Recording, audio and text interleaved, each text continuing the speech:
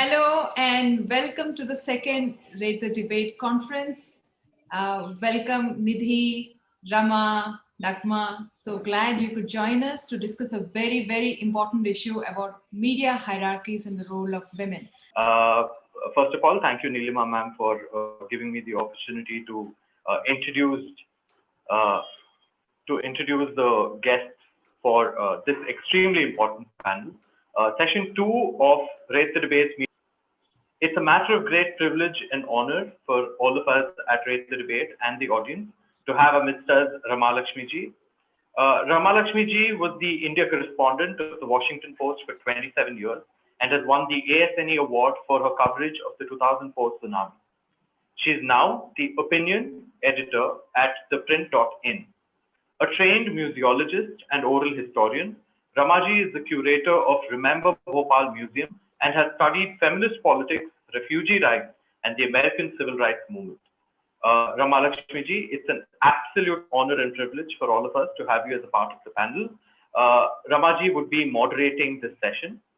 Now, as a part of this session, we also have Ms. Nidhi Razdan. Nidhi ma'am is an award-winning senior journalist and former executive editor of NDTV, where she worked for 21 years. As a reporter, Nidhi ji covered national politics and foreign affairs, reporting from Pakistan, China, Pakistan-occupied Kashmir, Tibet, Iran, Afghanistan, and many more regions from across the world and the subcontinent. Nidhi ma'am has anchored NDTV's flagship primetime show like Left, Right, and Center and The Big Fight. She was the recipient of the International Press Institute India Award for 2019 and the Ramnath Goenka Award for Excellence in Journalism for her reporting from Jammu and Kashmir. Her first book, Left, Right, and Center, The Idea of India, was published by Penguin in 2017. Nidhi ma'am, it's an absolute privilege and honor for all of us to have you on board. Thank you. Also with us on the panel, we have Naghma Sahar ma'am. Naghma ma'am is a senior editor with NDTV and also a senior fellow at ORF. She's a bilingual journalist. Naghma ma'am is proficient in Hindi, English, and Urdu. She was the UGC JRF scholar, having specialized in rural development. She also hosts ORF's weekly video series, India's World, and also anchors the weekly show Hum Log on NDTV India. In addition to that, she also does the 8:30 news every night. Thank you very much, Naghma ma'am, for taking time out of your busy schedule and being a part of this panel. Now, I'd like to take the opportunity to introduce the thematic question of this panel. Women in media hierarchy, is editorship gender specific? Media spaces must be representative to reflect the complexity of the field. Women journalists in influential roles can make news inclusive, but does that happen? Now I hand over the panel and the session to Rama Lakshmi ji to conduct the session. Thank you very much. Thank you, Aaron. Thank you for inviting me, Neelima. Hi, Nidhi. Hi, Naghma. Good to connect with you here. I wanted to set off this conversation with a couple of points. One is I'm familiar with the American newsrooms to some extent, and in the last 4 years with the Indian newsrooms as well. In the US, at least, since the end of 80s, after ASNE, which is the American Society for News Editors, they got many newspapers to pledge that from now on, every second person who's hired in newsrooms will be either a woman or a minority, a racial minority. And so in the last 3 decades or 4 decades since then, there has been many newsrooms where women are the majority. And I think that would be true for most Indian newsrooms as well, at least the national newspapers that I confront in Delhi. So now that we've entered the room, now that we've got the representation, now that we've got the numbers and optics, what would be our next mandate? You find many journalists, women journalists in India and around the world. You also find many editors as well. So the question I would like to ask, and the point I'd like to make in the beginning, is that we've gotten into the room, we've pushed down the doors, we've gotten into the room. Now we've got 2 mandates. One is to look up at the ceiling of the room And the next is to check the oxygen levels in that room. And when I say oxygen level, that is much more important to me, because we can even get to the ceiling, but the oxygen level for women has to change, which basically means everyday decisions, everyday language in the newsroom has to make women feel like it's a safe space for them, that it's a safe working place for women. Is that being done, and what needs to be done to fix the oxygen level? Should we start with you, Nagma, and then maybe we'll go over to Nidhi? Well, thank you, Rama. Good to connect with you here. Hi, Nidhi. Hi, Nilima.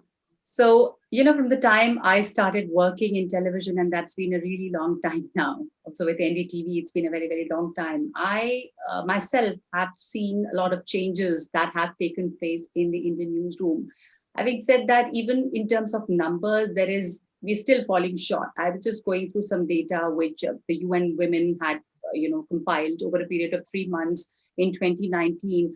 And the data really shocked me that even now, if I talk about the Hindi world especially, so the Hindi newspapers, the front page articles, if you look at the bylines, it's only 5% women there who find space on the front page, as opposed to the English medium newspapers, which has about 21%. Now that itself is shocking. The Hindi dailies are also doing bad, but the English dailies, but the Hindi dailies are very, very bad. When we look at the newsroom, like television channels, the representation of women on the panels that we get is so dismal that we have a new term, the manels, and we have only men sitting on the panels. And a lot of times we don't even notice that we do not have enough women representation. And I think it's time that we are sensitive to that and we really make sure that we do have a woman voice there. But at the same time, not just for the sake of having a woman there, there are many, many women out there who are equally capable, efficient, but who are still not getting the chance or not in the limelight. Things have changed a lot for women in the news media, in television industry, in terms of the kind of assignments that we get to report on. There was also a time when women joined and you were only getting I'm not saying art and culture is not good enough. I would love to, but it has to be my choice. If I want to report on art, culture, music, we've all done that when we started, because probably it was very soft for men to cover that. There have been some exceptional men too who covered that kind of beat and, have made a mark for themselves. But to assume that a woman would only report on that, a woman to report on crime, on defense, it's still so low. Even in the defense sector, the number of women who are called as experts or who are reporting on in the defense sector is very, very low. People also have an argument that since the number of women has increased, we have made the inroads in the newsroom. Women need to talk about the women's subjects. So which is why women are reporting more on women issues. And if it is, women will work towards a more inclusive newsroom.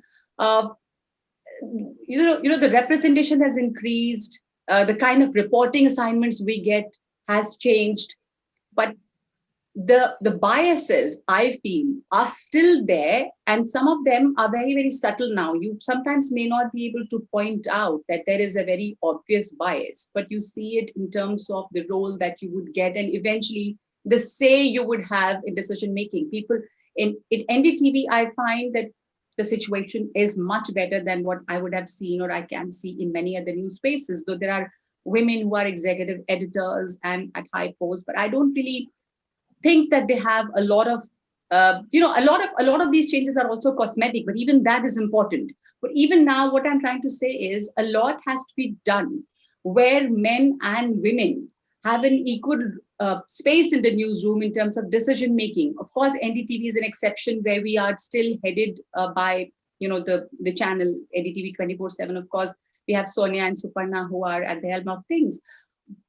So that's probably one of the exceptions, one of the better places to work. But among a lot of newsrooms where you see are dominated still by men who are calling the shots. I remember, if you talk at the Hindi medium newspapers, when Mrinal Pandey became the editor of Hindustan, it was a big thing because a woman in the Hindi space had become the editor. People thought a lot of things will change in the newsroom, because remember, Rama, in the Hindi newsroom, in the newspapers, women were still something like, like 2, 3 women hanging around, and everybody is just, I'm talking about a couple of years back. Things have changed now, but 15, 20, 25 years back. So the numbers were very less, but Mridal Pandey becoming an editor did change that environment. Uh, it made the newsroom, probably a lot of women who were working there, they must have felt a bit safer there. But there is so much to be done still in the sense, I feel that women are there, some of the women are faces, but are women actually getting that kind of power to make those decisions is a big question. I mean, I would like Nidhi's input on it, and then maybe we can go along.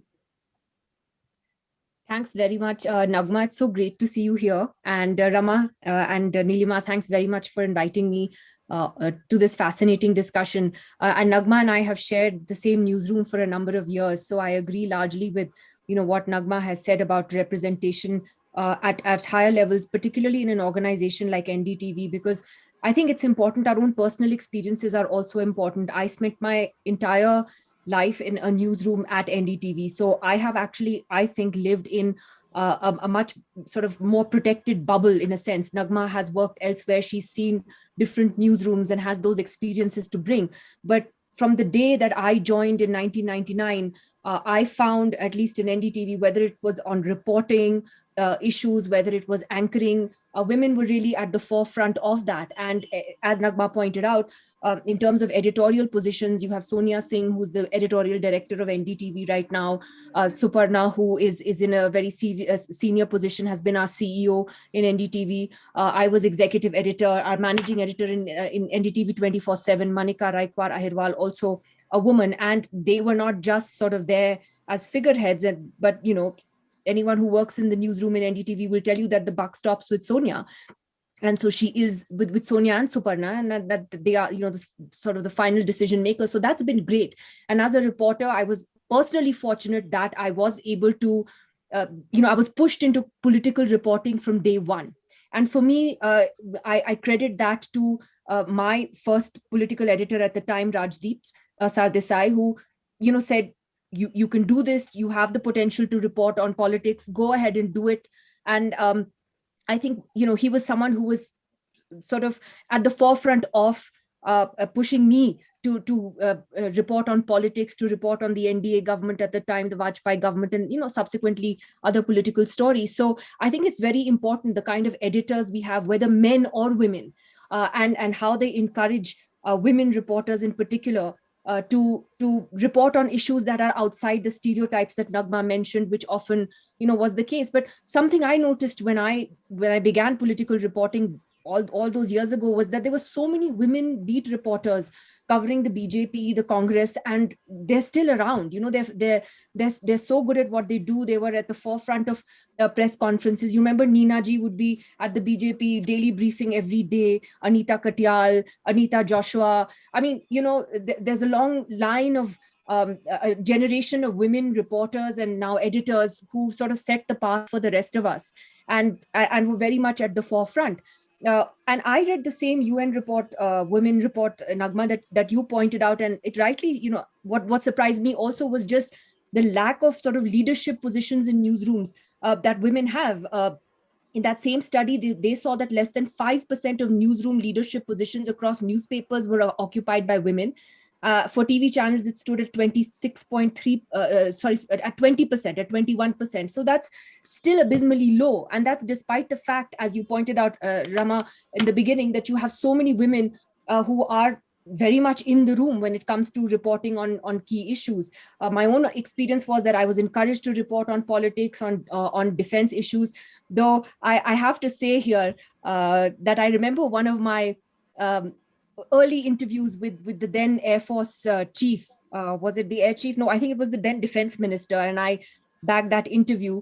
And one of our male reporters come editors, I'm giving it away who it is, who's very much into defense, kind of jumped in and said, well, she can't go in there alone and interview the defense minister. I know these issues, kind of thing. So we were both sent together. And I remember feeling kind of resentful about that, do you not think I'm capable of asking George Fernandez questions on the MiG-21 on my own, you know. So that's one incident that stood out, you know, as somewhere where maybe it was felt that his expertise would somehow add weight to this particular issue. But otherwise, one hasn't felt that in terms of one's own experience. I think what you talked about, Rama, is that there is still, and Naghma mentioned that as well, there's still a very sort of deep-seated bias and a deep-seated sort of a wall that comes when you talk about women in leadership positions. And I think that is the next barrier that we have to break. Newsrooms, I think, will change for the better if you have women in more leadership roles. I sincerely believe that. And I don't know what the next few years will bring, but hopefully with more and more women now becoming editors, even at the mid-level, I hope that we're going to see change in the next few years. So you talked about the leadership positions. What happens when, I mean, this has happened, of course, in many places, not just in newsrooms, but when women reach a particular position, they also imbibe and internalize the alpha male newsroom culture. And, you know, they stop. In fact, many men and women in leadership positions say, I am gender blind. I don't recognize gender. It's like being, I am caste blind. How many women, when they reach that position, continue to be gender alert? I think gender blind is a hugely problematic term. I'm not even saying gender aware, but we need to be gender alert in today's newsroom, right? So do you do enough women in senior positions lift other women? Do they, I mean, in feminist movement, we have a saying that says, hold the door, you hold the door for others, you mentor, you don't just kick the ladder once you go up. So do you find that kind of alertness to issues of gender, whether in representation or beats or sourcing or the way the story is portrayed, and keep this, you know, safe working space, promotions, pay parity?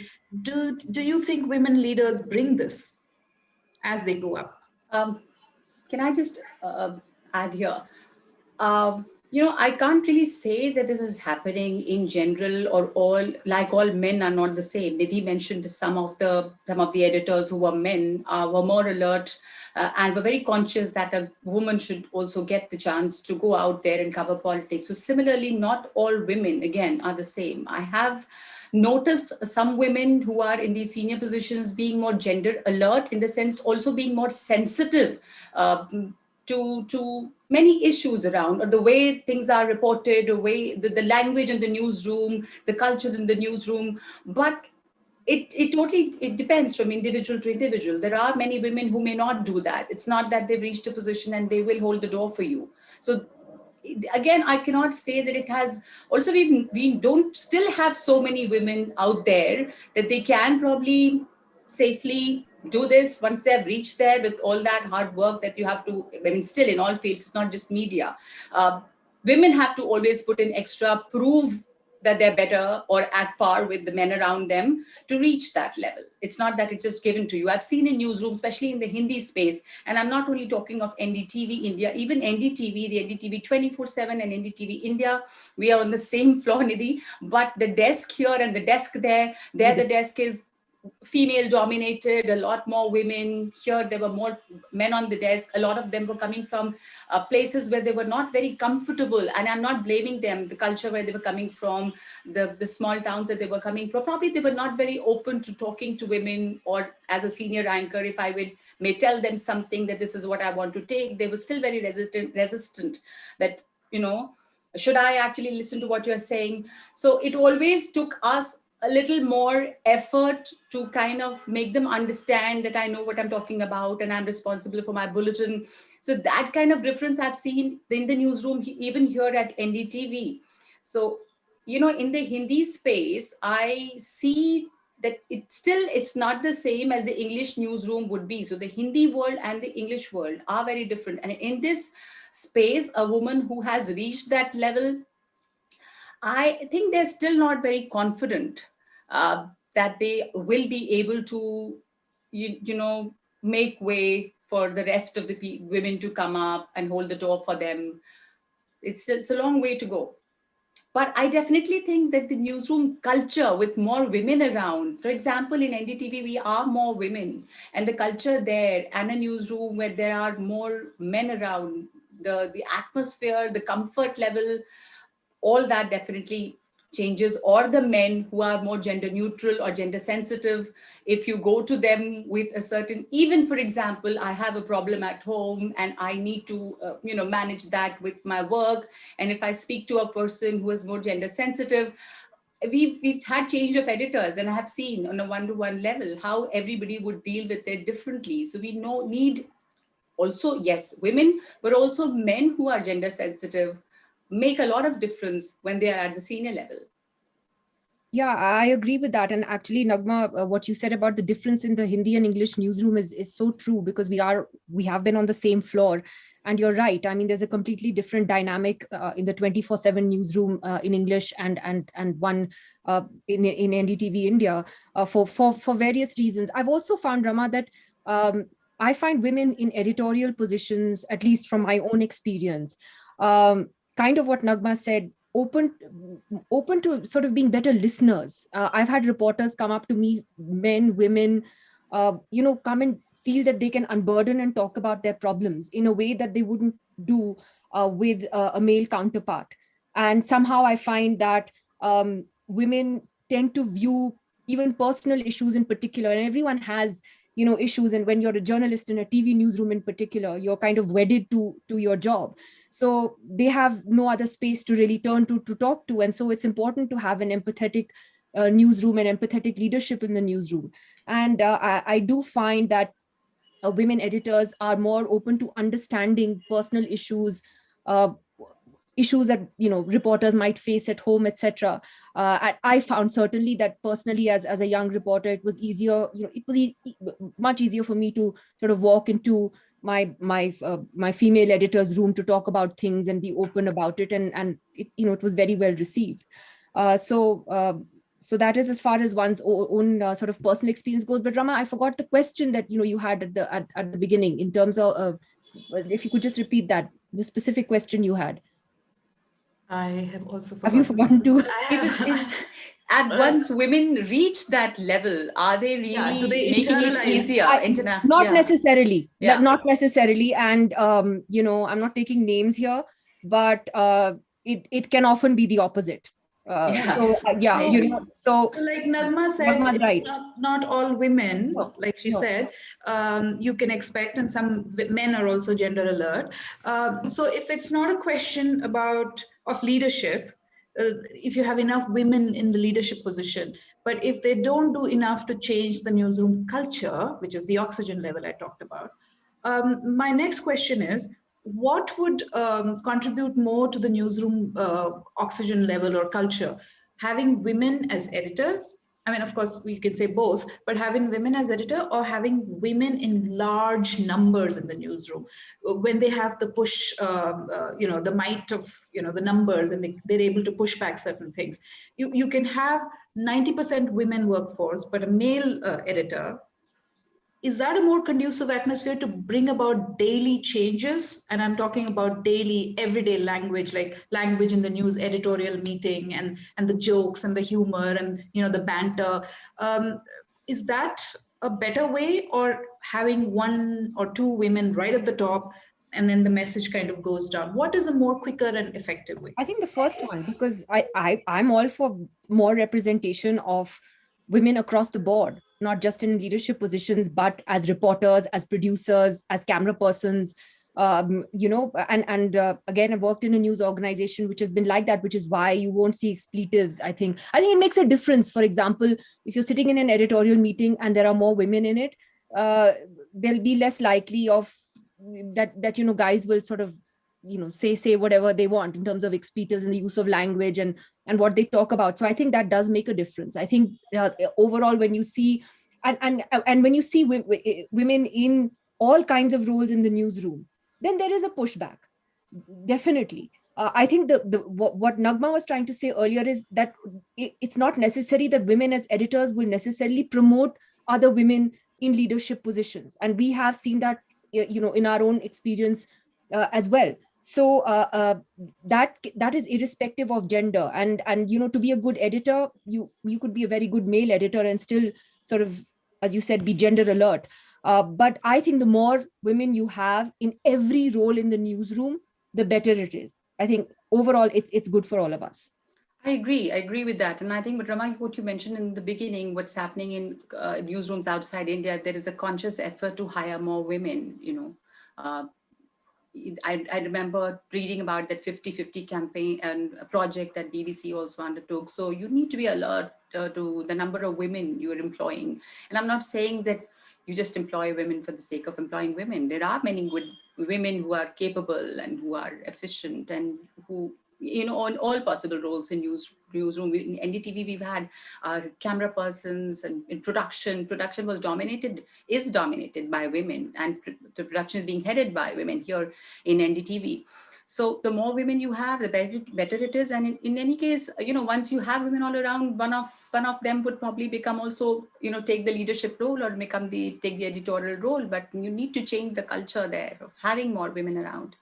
So to come back to the Washington Post example, as on date, there are 4 out of 17 departments, only 4 departments are headed by women, right? Although the majority is women. I mean, it's more than 50% women across the newsroom. And a couple of things happen.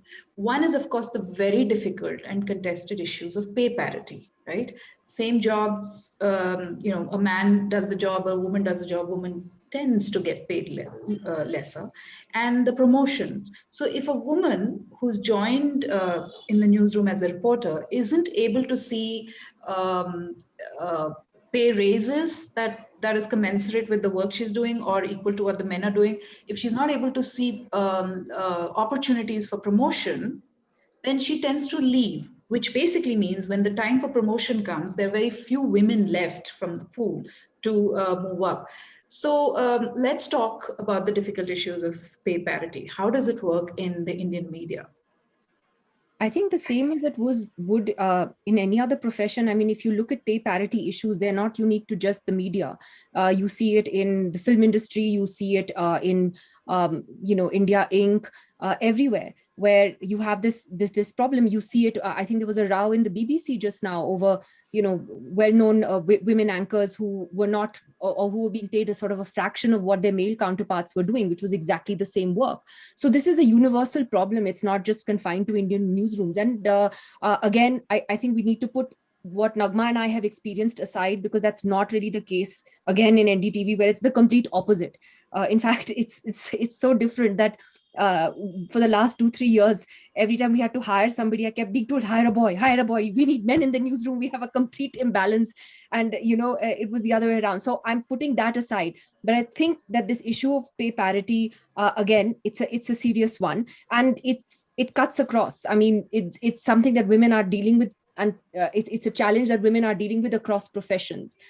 So I think until proprietors, media owners, every industry realizes the value that women bring, and that it's not 1970 anymore. You need to change. Until that happens, I think this will continue to be an issue.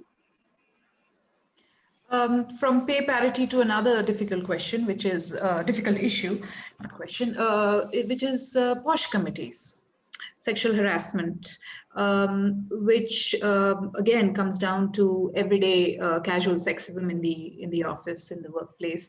Many of the newsrooms, especially after Me Too, have in India formed POSH committees, and usually they have HR person as head or somebody else. Do you think enough is being done, or proactively?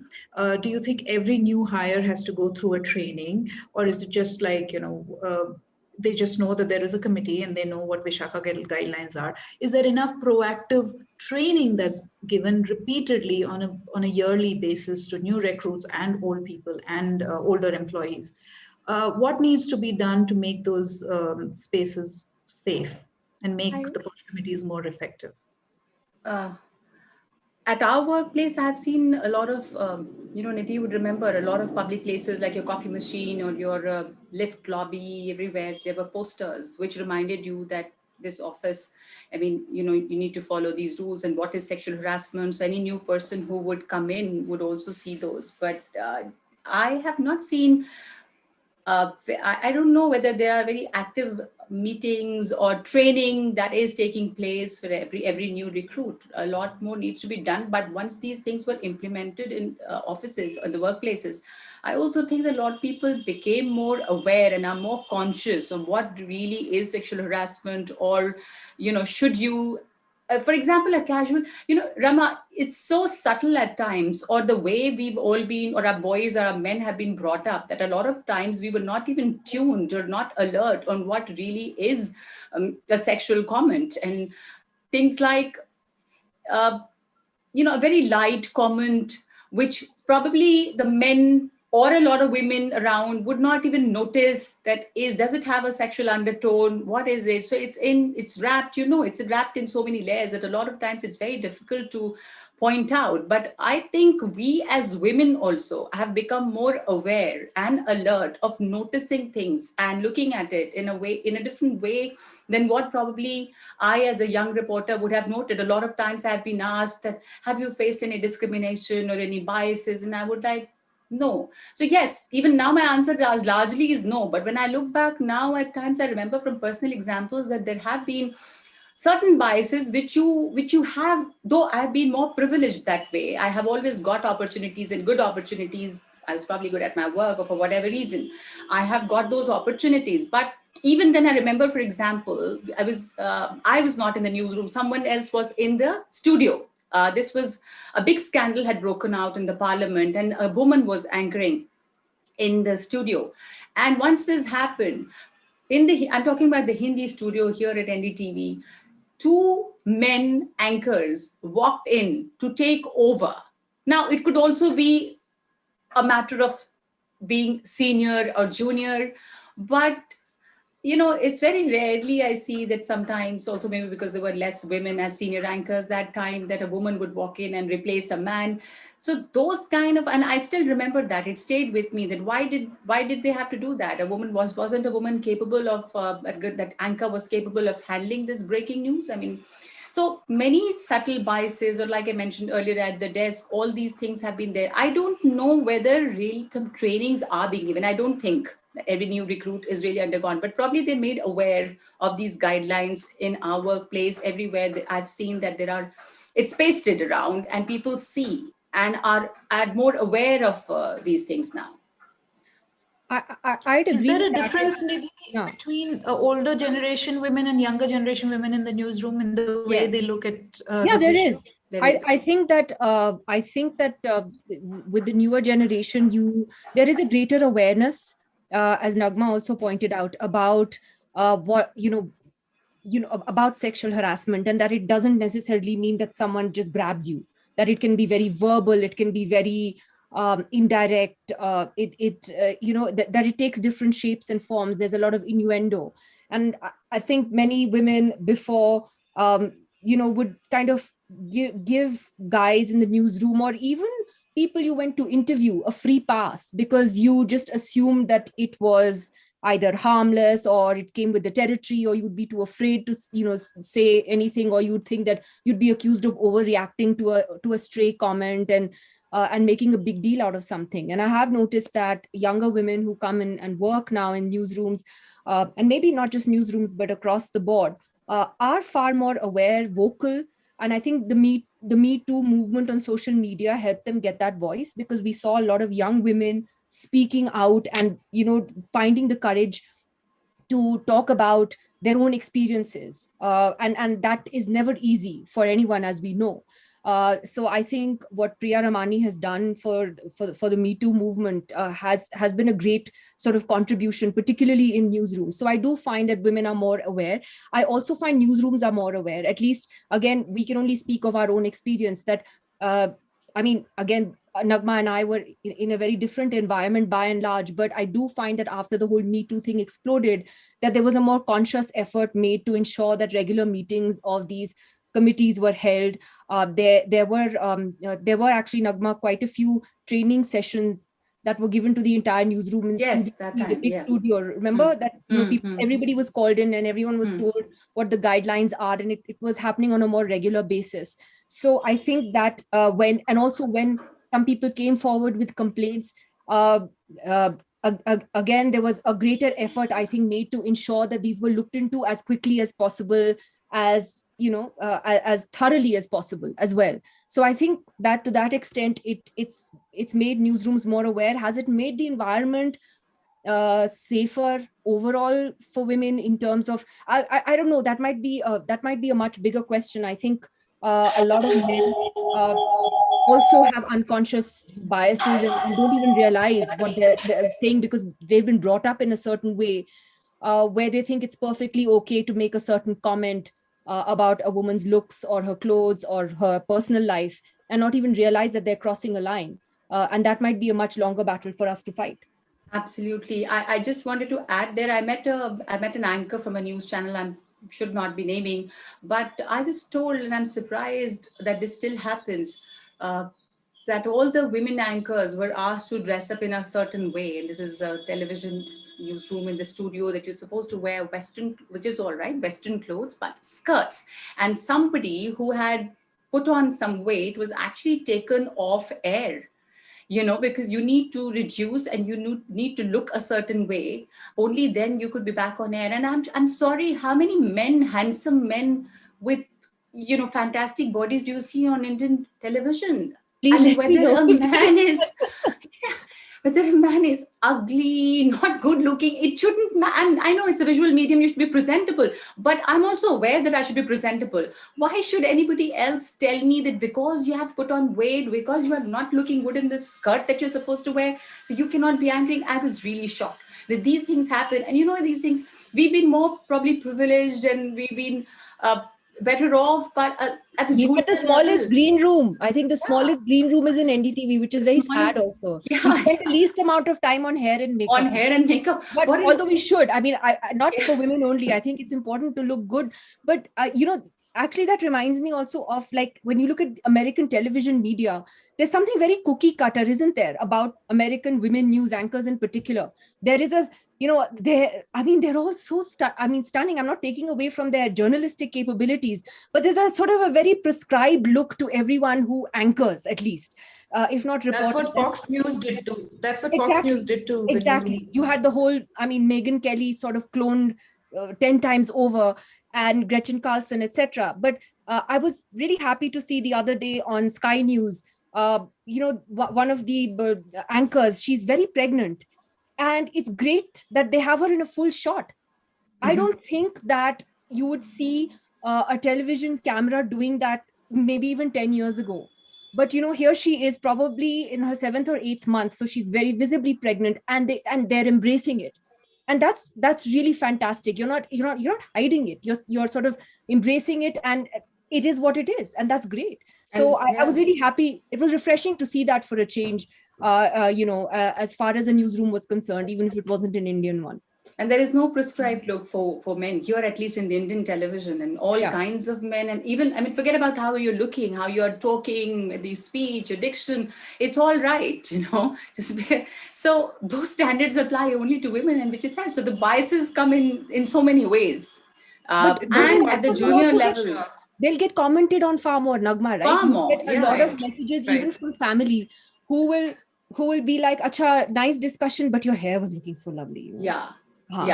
You should wear your hair like that more often. And so somehow we get scrutinized far more for what we're wearing, the lipstick shade, and of course there's an assumption that if you're remotely nice looking, then you will probably not have the intelligence. Yeah, you are just there because you're nice looking, and in television especially. Yes, lots of stereotypes, lots of assumptions that are made about people, women in particular. And that was very standard. Especially the word poise. The word poise and elegance is used for women anchors much more than male anchors. Yes. And it's just never for male anchors. Never for male anchors. Exactly. So my next question is about intersectionality. Okay, enough women have gotten into the newsrooms. How many women who are not from the upper caste? How many women who are not from big cities? How many women who are religious minorities or from backward states in India? New York Times recently brought out a diversity report, and they talked about the problems that women of color face in New York Times.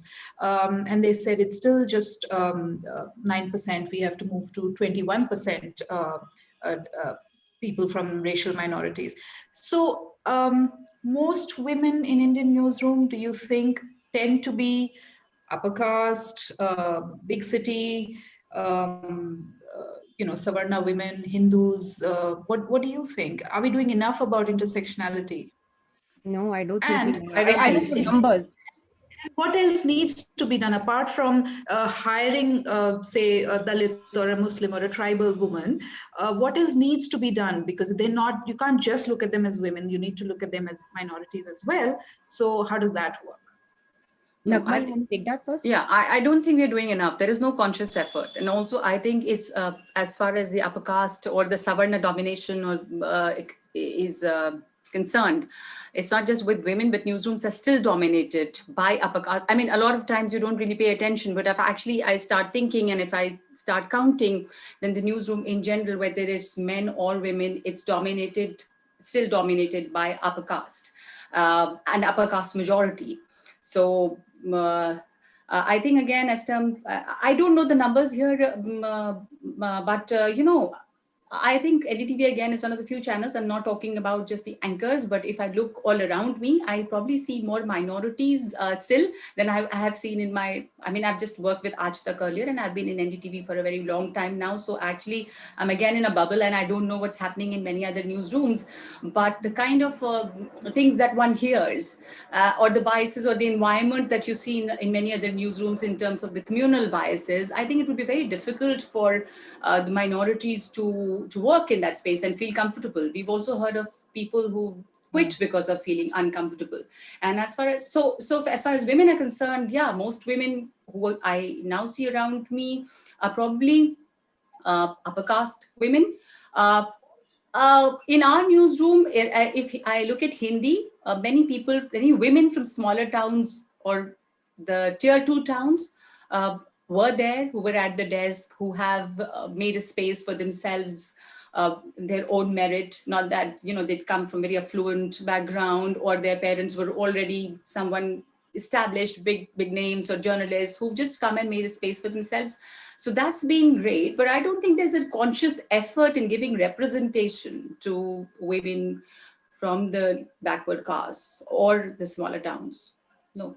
Yeah, I agree with that. I agree with what Naghma is saying. I don't think we often realize that also when we're hiring. But yeah, at least in the environment that we've worked in, we've seen a lot of people from as diverse as you can get under the circumstances. From one has never been made to feel anything about one's religion and one's choices, at least in this newsroom. In fact, I think diversity is really celebrated in that sense. So that's, I think, something that's been great for us personally.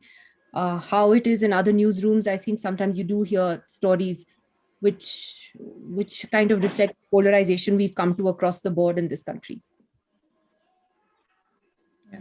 And especially because I know, Naghma, you said, even among men, there isn't enough diversity. It's not just a women's issue, but women speak much more about inclusion. Women speak much more about holding the door. So when we talk about women's representation, we have to make sure that there is diversity of women as well. So the onus upon women is much more.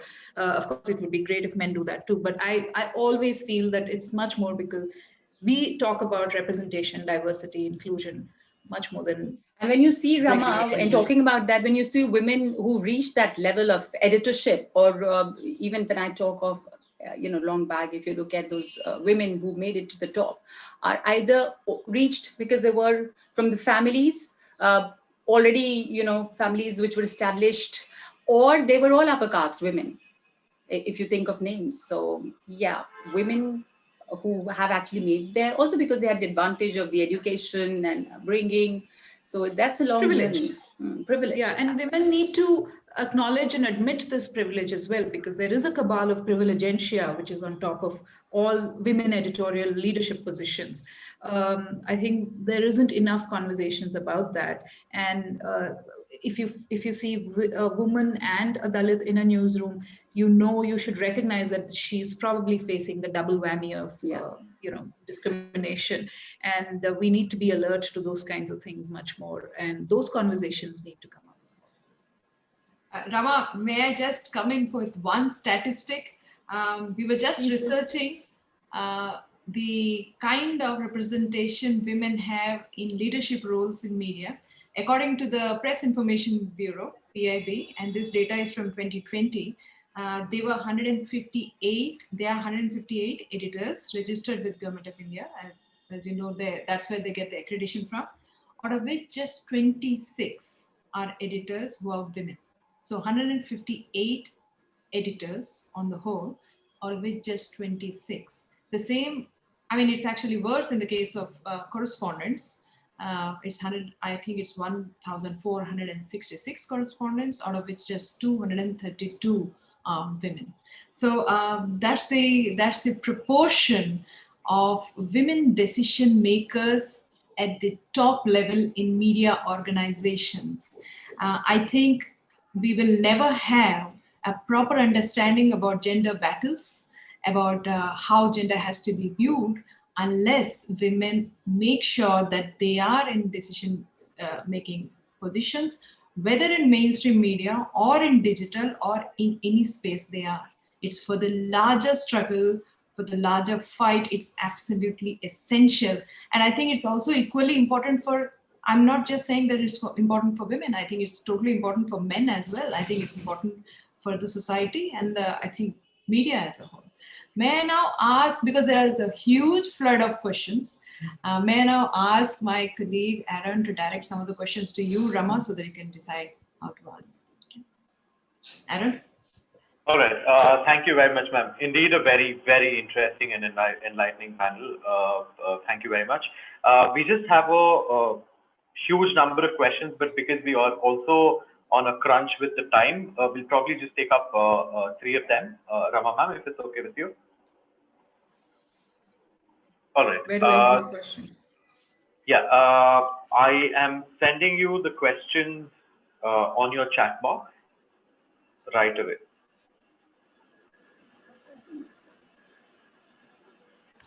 Are you able to get them?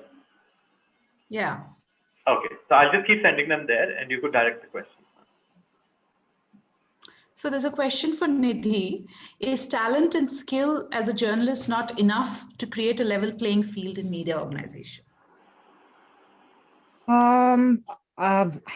Is talent and skill not enough, as opposed to what else? I don't know. I don't think you can survive, frankly, in any field for a very long time, whether it is the media or any other profession, if you're not good at what you do. You might get a leg up if you have another, in terms of entry and entry level, but I don't think you can survive long term anywhere without merit. So that's my personal view.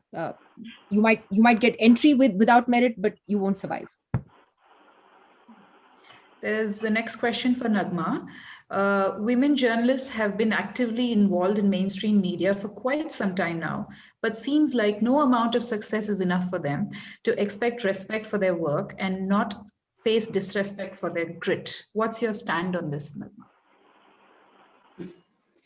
Yeah, I mean, right in some ways, they've been around, but like we all discussed, that you still face those kind of comments, biases, judgments about your looks, the way you are, or the assumption that you are doing what you are doing just because you look a certain way or you are, so and so, and not because of your merit and talent. So, and this is not just true for media.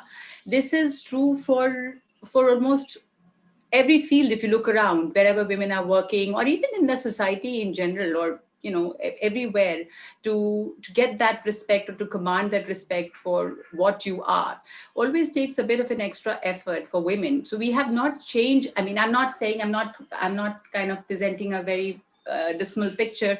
I think a lot of positive changes have taken place, but there's a lot of room for improvement.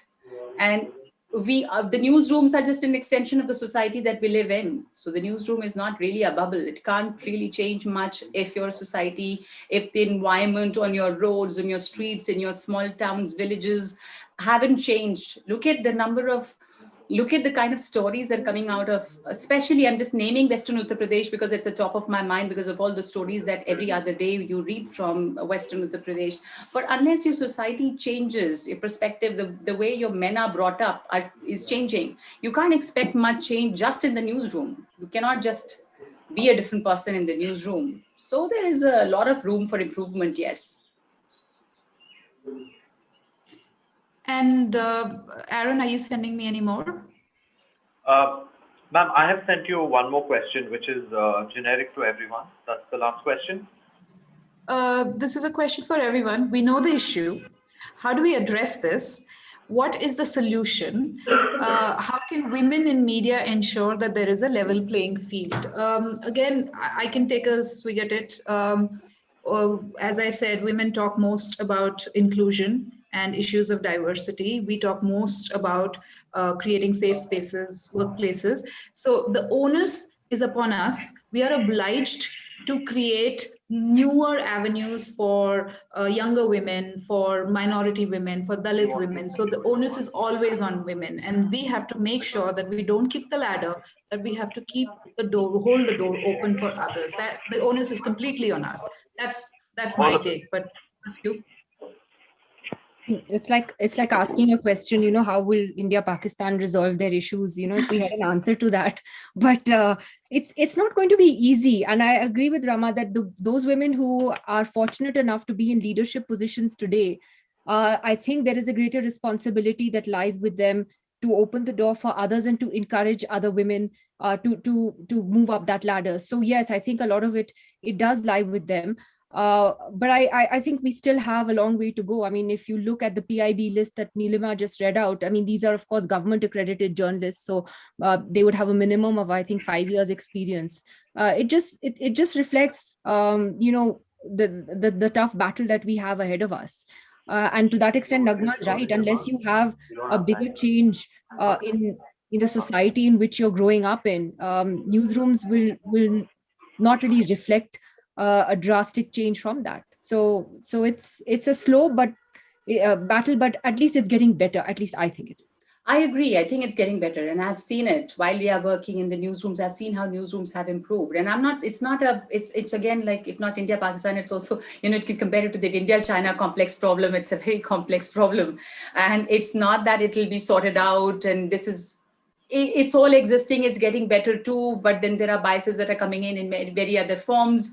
I think television especially has also given the freedom to women to go out and work in places that they were not venturing into earlier, the kind of assignments, because of a teamwork, the safety, or the environment to interact, in a free atmosphere. All that has also taken place in the newsroom. So it has been good. It has helped women in many ways. But it's an ongoing battle, yes, and it's a long battle. It is our responsibility. It is the responsibility of the women who've reached that level to help the others, to not kick the ladder, all of that, yes. But things, I think, have definitely improved. I'd like to quote Madeleine Albright here, who said there's a special place in hell for women who don't help other women or support other women. And I totally get that. There's a last question that Aaron has sent me from Rishabh. When a woman journalist asks a serious question from those who are sitting in power, people start questioning her instead and say, do you have anything personal against so-and-so? Did he or she in the position of power do anything to you? Why are women subjected to these kinds of questions? How difficult is this for an honest woman journalist? Women journalists are subjected to all kinds of harassment online in particular anyway. I mean, we all sort of bear the brunt of that. I think that fundamentally there are just men out there, or even people of a certain ideological leaning who really don't like the idea of women who have independent voices, who have their own mind, and who speak up. It makes them deeply uncomfortable. And so, you just resort to trolling and harassment and insinuation and innuendo. And the first thing I would find that if somebody didn't like an interview I did, or generally anything they don't like, then it'll be like, there'll be sort of innuendo about my personal life and who I'm seeing and stuff like that. And I just laugh it off now, because I'm like, I'm so sorry you have a loveless life, but as if that's somehow an insult to sort of bring up uh, uh, someone's personal relationships, etc. So I think women across the board, especially, I mean, that's a separate, I hope you have a panel on this, but if not this time, another time. But just what women journalists go through on Twitter, on social media, and that harassment, unfortunately, has only become worse and not any better. Yeah, the social media has given them a platform. All those people Yeah. who are highly frustrated and who cannot digest your success or cannot digest the fact that you're a public figure. And I think it's not just women journalists, it's about women in public places everywhere, whether it's women politicians. I feel sorry for them. Anything they do, a man, can make a fool of himself, a male politician, and it'll be taken at his style as as being cool. But a woman says something, and just see again the personal life and the equations are brought in. I mean, so many of our women politicians around us have faced it. So it's true for women in public spaces, whether you're a journalist, you're a politician, you're an actress, and you have to just speak your mind, and then you have had it. That's what it is. Too bad. Aaron or Nilima, do you want to round up? Aaron, any more questions, or I think we are a little, no, we are absolutely out of time. We have finished almost our buffer time as well, but we'll make sure that these questions go up on our social media platforms as Nilima ma'am has already suggested, and we'll get back to everyone on this. I just have first of all, I would really like to thank Rama Lakshmi ma'am, Nidhi ma'am, and Naghma ma'am. This has been a beautiful panel. I think, especially for us as youngsters, there was a lot to try and understand, appreciate, and it's given us the motivation to stand for the right reasons, because at the end of the day, it's our responsibility as well. Thank you very much for making all of us realize that. Thank you for having us. It was really good to see Thank you.